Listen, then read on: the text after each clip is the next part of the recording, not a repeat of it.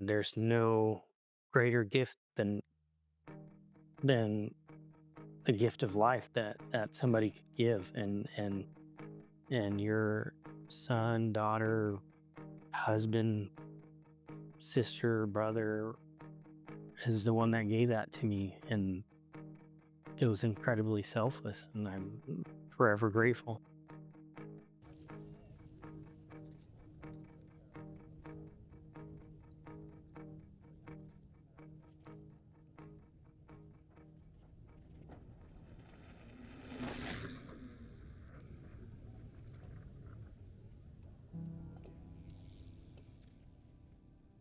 I I had uh, multiple surgeries to try and correct some issues that I was having at the time, and it kind of took steps towards needing a heart transplant. But eventually, I remember I was at a doctor's appointment, and my doctor basically at the time said, "I think it's time we call the transplant team and try and get you in over there." Day two, guys, in the hospital. I've still got this bitchin' fucking thing coming out of my neck. I feel like they plugged me into the Matrix. When I first found out, I was pretty young, so it was like not really like I didn't understand at first until like later when like after like he got his pacemaker. That's when and I got older and I started understanding more. That's when I realized I was like, oh, like my dad's has a pretty bad heart condition that it's like almost like life threatening too. And I was afraid, and like I even later had like a nightmare about losing him like through specifically a heart transplant surgery. And it was a little like at first it was scary, but then like seeing how he like would still push through and he still left like would live a normal life and just act like it didn't even exist, like it just made me feel better about it. So like I understood his condition, but it was more like we just tried to act like it wasn't really there. Yeah, I've always known he had heart issues, and it always changed like from like how bad it was. Because I remember there was a point where when we used to ride dirt bikes a lot when I was younger. So and then he had to go on like some sort of blood thinners, and so I guess it got worse at that point. But then it got better because he got off of it, and we started riding dirt bikes again. And so I thought it was getting better, and then I don't know. I guess it always changed, but yeah, and my whole life I knew that he had heart problems. Just never really knew how severe it was until that moment. Yo, it's day 20. I'm still here waiting. I've lost about 11 pounds and a belt size. I don't know if it's the food or if it's mostly water that I'm losing. Um, I haven't been this light in a couple years, so um, chilling, trying to stay busy. Got a bunch of stuff to keep me busy, and a lot of it I don't even touch, but some of it I use every day. It's weird because, it's a scary thing when you think about it, but for me, I was more relieved a little bit because I was so sick for so long that I was willing to try anything to feel better, to feel normal again, to be able to function like a normal person. Um, at that time, just walking to the mailbox or something like that, taking my kids to school was completely exhausting for me. I had congestive heart failure. I had 8 catheter ablation procedures to try and fix all the issues that were going on, and they would work for a little while, and then it would come back. So yeah, it was months and months and months of just feeling terrible. So when the prospect of, even though it would be a very hard road, the prospect of feeling normal again was exciting for me at that time. My mom had a heart transplant as well, and I remember back when she had hers, how tough it was for her, and I didn't. At that time, I told my family, I told my wife, I said I'd never do that. It's too much.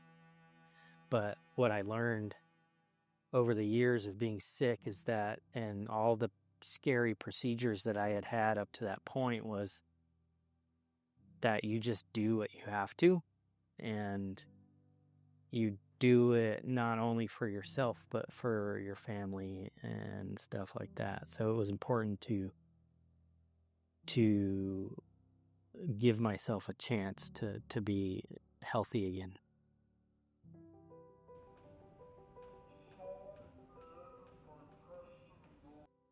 I volunteered and worked with families that were waiting for hearts for like a year after mine. And everybody's experience is a little different. But the thing is it's hard. It's hard to go through a heart transplant. There's a lot of emotions, there's a lot of pain, a lot of recovery. But there's a light at the end of the tunnel. You just have to wait for it, and it's there, and then everything is good again, and even better than it's ever been. Because when you're born with a bad heart, you don't know what it's like to live with a normal heart. And with a transplant, there's a lot of stuff. There's a lot of rules and, things you have to follow. But you feel good and you're alive and you're doing, like Stephen is, all the things you want to do. It's fantastic. It's such a gift. It's hard, but it's a gift.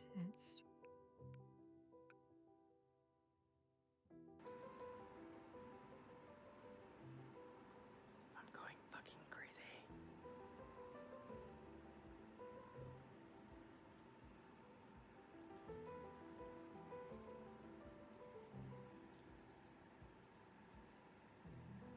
I believe it was Friday, and he said he couldn't do it anymore. So I had to be kind of firm with him. Yes, you are. I'm going to stick it out, and you can make it. And he did.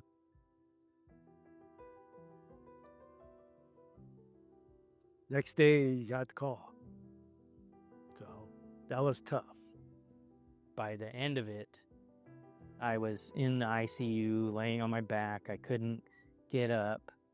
I couldn't, use the restroom. I couldn't do any of those things. And I asked them at one point, I said, could you just put me in a coma while I wait? And if I wake up with a heart, great, or I don't wake up, like it was at that point, it was that hard. If your kid's in deathbed, you got to be tough with them. That's hard. I don't think people realize that. But yeah, you made it. Sorry. Caught me a little emotional. So, yeah, he made it. He made it. He called me the next morning and said, I got the call. Everything changed. From that point on, everything changed. New light. New sun. So yeah, it was very joyous.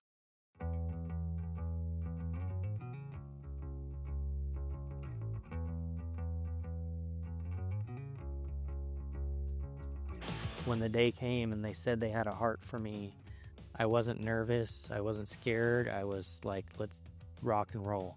Let's do this. I think I always knew, because my grandma had a heart transplant, his mom. So I kind of knew he was in good hands. I think that's what helped, is not really worry about it, is knowing that the people that were behind it were really good at what they did. So, and they were always really positive whenever we'd go and see him. So I don't think we were ever really worried about the whole procedure, more just not having him home and him getting really sick. I was ready and excited, you know, at the same time. So you feel a lot of different emotions all at the same time. Rolling in, you know, I said bye to my wife, and then my mom and my wife were there, and I rolled in. They put me under, and I woke up, and it was over, you know. But my nightmare started because I had a tube down my throat, and that freaked me out more than anything else, you know. Hey, yeah, I couldn't handle that when I woke up. I was not the best patient at that time.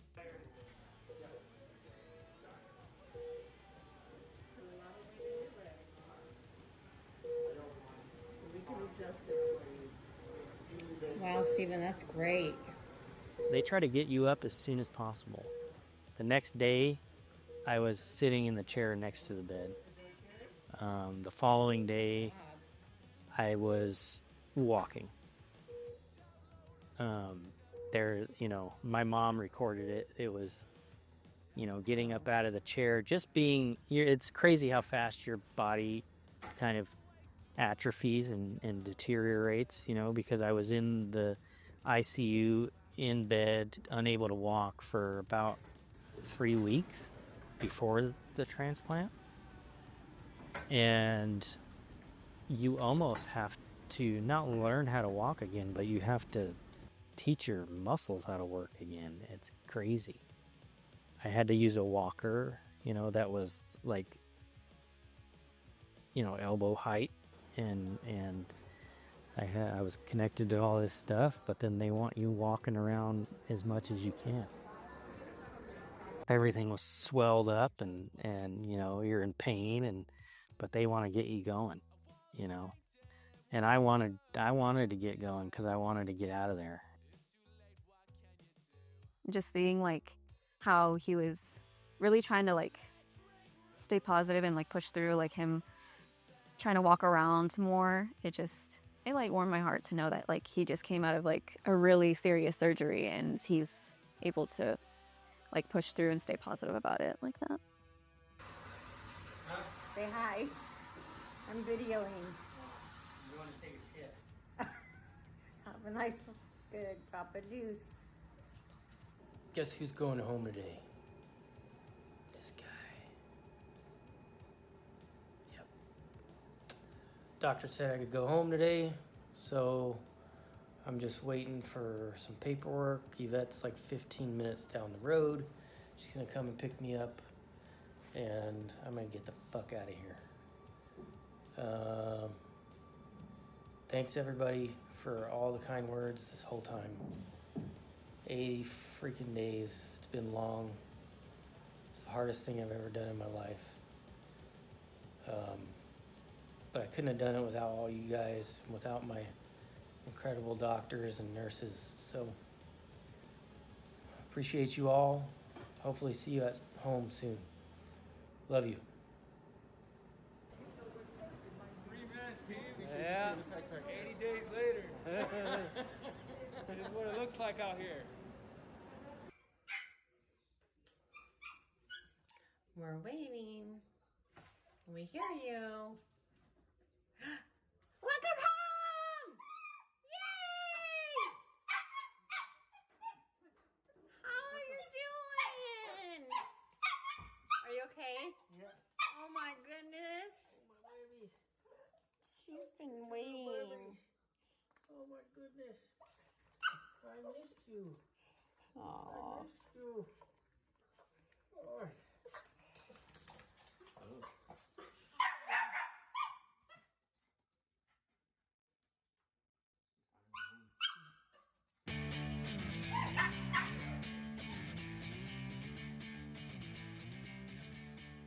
Yeah, so when you're in the hospital and you have this new heart, right, and you're trying not to tell the doctors really what you plan on doing with your life if it doesn't exactly fall into what they think you should be doing.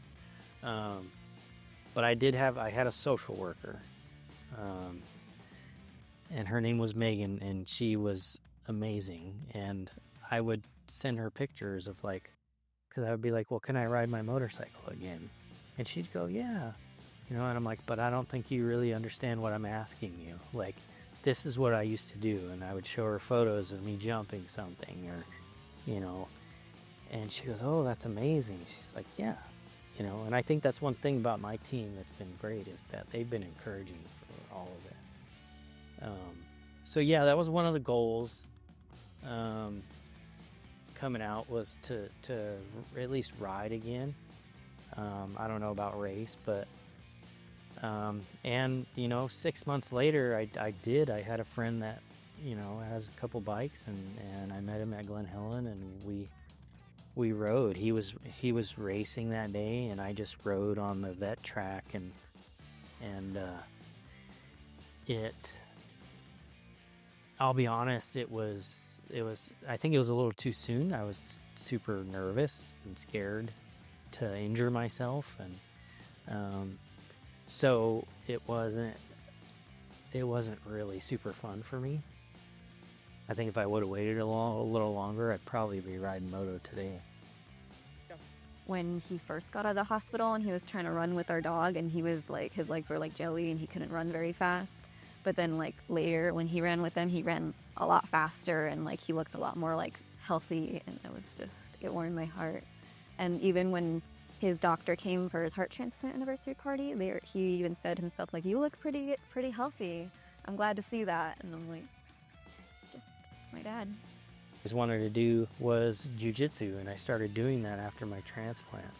And just being that close to people with a weakened immune system was too much for me, I think. But it was like, I'm just checking off bucket list things that I wanted to try, that I never did before.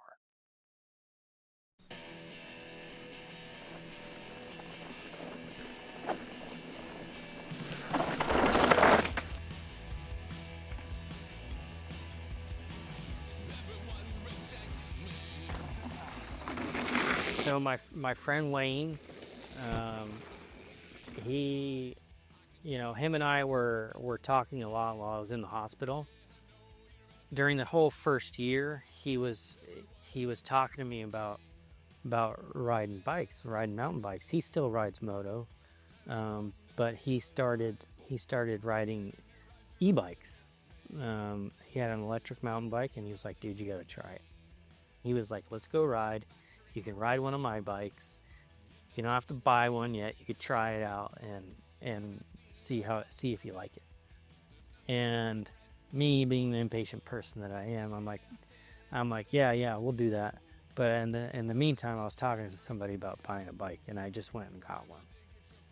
And I got one. I went out to ride with a friend, and my first ride, even on an e-bike, I was struggling on the climb, and that to me it shows me how far I've come, because I was struggling in boost on an e-bike climbing up this hill more than once. I did the first lap, and then my buddies still wanted to keep going, and I was like, I'll wait for you down here.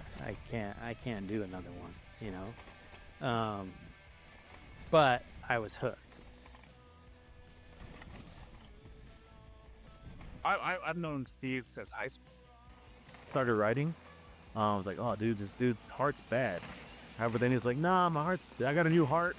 It's just, gotta take it easy. The way they deal with things is they just, bust your balls. So they would all the time, and Wayne would check on me here and there and say, you doing all right, and things like that. I think they were cautious at first, but I mean, we all are on like the same page as far as like, hey, we're gonna do what we want to do, and what happens, and I think we're all very like that. Says he can't do it, we're not gonna. I mean, we'll push to a certain extent. And then we'll know when someone says, nah, I'm not gonna do it. We'll let it go. I was scared. Like, what if the dude's like, falls out. But I guess when we're riding, if he's good to ride, we just don't think. Oh yeah, he'll let you know. Yeah, and We've ridden analog and it sucked. We did it, and he let me know he was tired.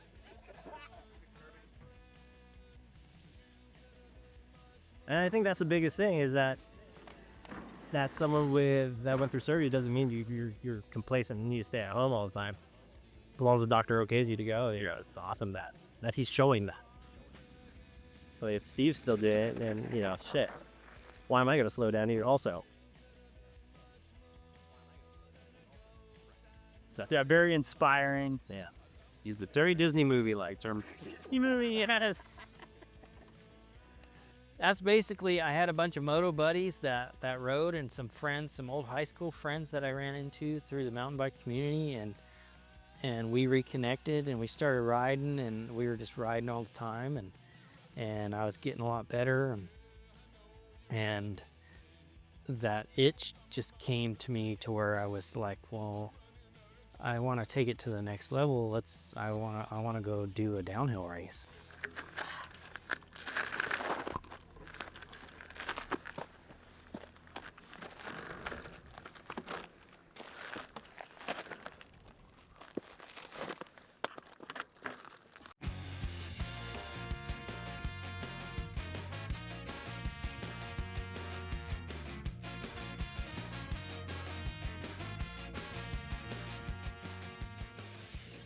Had my first race a year ago this week, I think, was my first one that I ever did. I was at Southridge and I was the only guy in my class, and so I got a first place medal and got to bring my bike up there and pose for everybody, and it was fun, I just haven't stopped since then.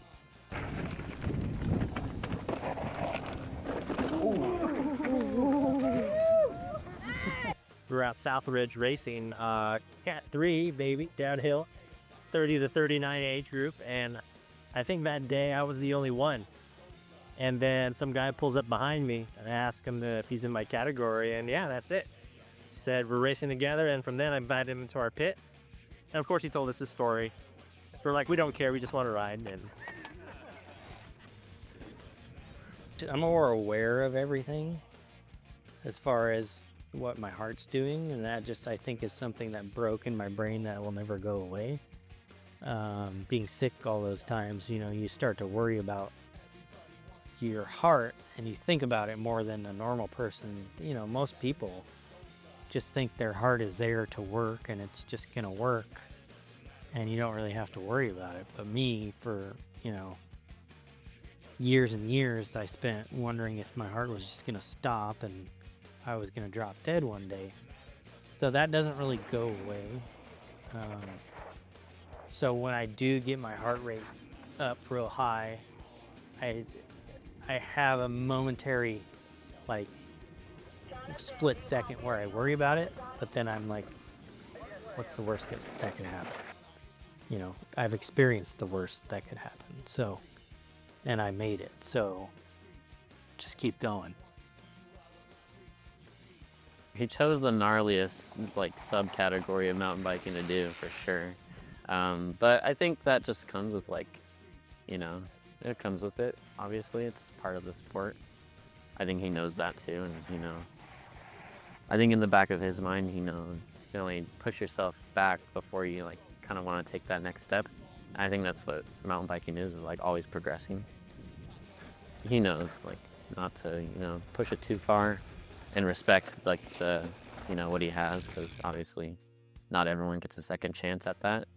He's able to do what he wants to now, and what he's passionate about, and doing all this just kind of, it just really amazes me how he can do so much now, and he couldn't do that before. He's just a totally different man. He's living the life that he couldn't live. Now he can. So it's just really, it's so wonderful just to see him enjoying life now. He doesn't have to worry about it. He would worry so much about I'm not going to make it. You know, he's got young kids. So now look at him. He's doing mountain bike races. He's an animal. I think the effect I have on people who are waiting on the list is more positive because they see what's possible, that you can do normal things. I mean, I live a pretty damn normal life besides all the pills I take, you know, and you know, having to go get poked and prodded sometimes, you know. It's a pretty normal life. And like I said, it's important for me not to minimize anybody else and the way they choose to live their life after. I respect it, whatever they want to do. But I just want to show people what's possible.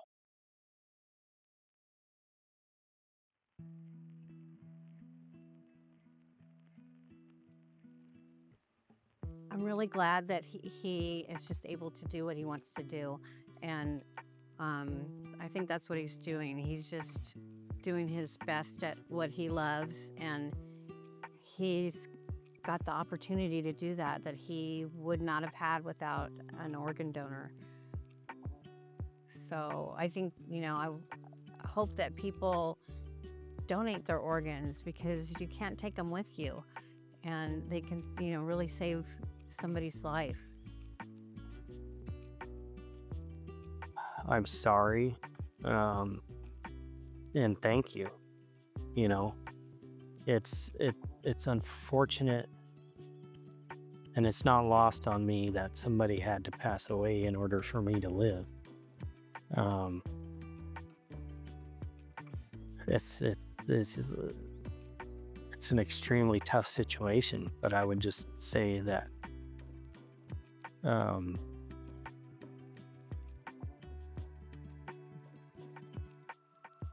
their son or daughter's decision to become an organ donor was the best thing that ever happened to me.